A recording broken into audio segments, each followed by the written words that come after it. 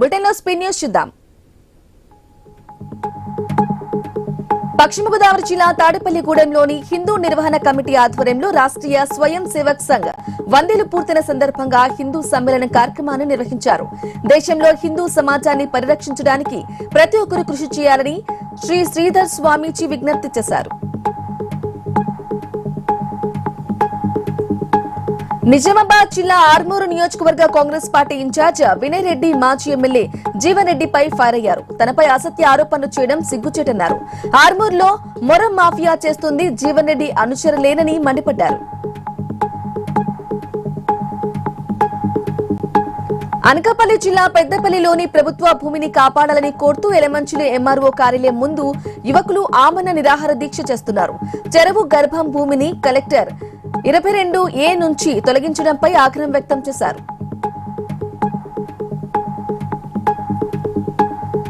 కోమటిరెడ్డి వెంకటరెడ్డిని మంత్రి పదవి నుంచి వెంటనే బర్తరఫ్ చేసి ఎల్లమ్మగూడెంకు చెందిన లక్ష్మీ యాదవ్, యాదగిరి యాదవ్లకు ప్రభుత్వం రక్షణ కల్పించారని బీసీ సంఘాల నేతలు డిమాండ్ చేశారు.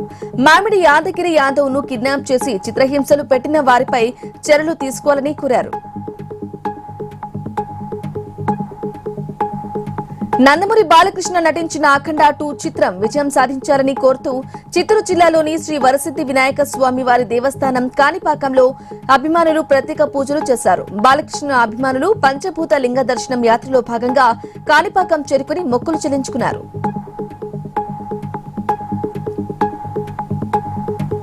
సర్పంచ్ ఎన్నికల్లో నామినేషన్లు దాఖలు చేసే సమయంలో ఎన్నికల అధికారులు చేసిన తప్పిదం 2 అభ్యర్థులకు శాపంగా మారింది. ఈ ఘటన మెదక్ జిల్లా అల్లాదుర్గంలో చోటు చేసుకుంది. గ్రామానికి చెందిన 5వ వార్డు బీసీ మహిళకు రిజర్వ్ స్థానాన్ని కేటాయించి మహిళ నామినేషన్ తో పాటు పురుషుల నామినేషన్లు కూడా అధికారులు స్వీకరించారు.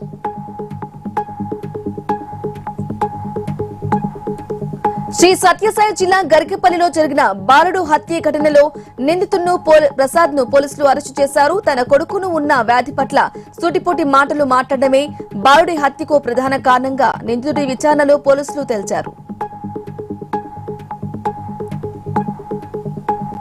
వరంగల్ జిల్లా వేణుగోపాల స్వామి ఆలయంలో గీతా జయంతి మహోత్సవాలు పురస్కరించుకుని సామూహిక గీతా పారాయణం నిర్వహించారు. అధిక సంఖ్యలో పాల్గొన్న భక్తులు 18 అధ్యాయాలను పారాయణం చేశారు.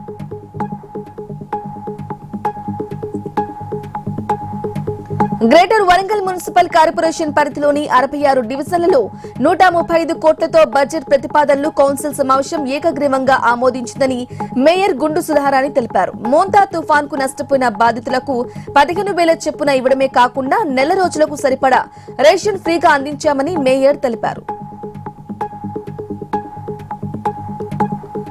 మహబూబాబాద్ లో నెహ్రూ సెంటర్ నుంచి పత్తిపాక వరకు 3 కోట్లతో చేపట్టిన రహదారి విస్తరణ సెంట్రల్ లైటింగ్ సిస్టమ్ ను ఎమ్మెల్యే మురళీ నాయక్ ప్రారంభించారు. కొంత అసంపూర్తిగా మిగిలి ఉన్న రహదారి విస్తరణ నిర్మాణ పనులకు స్థానిక వ్యాపారులు సహకరించాలని విజ్ఞప్తి చేశారు.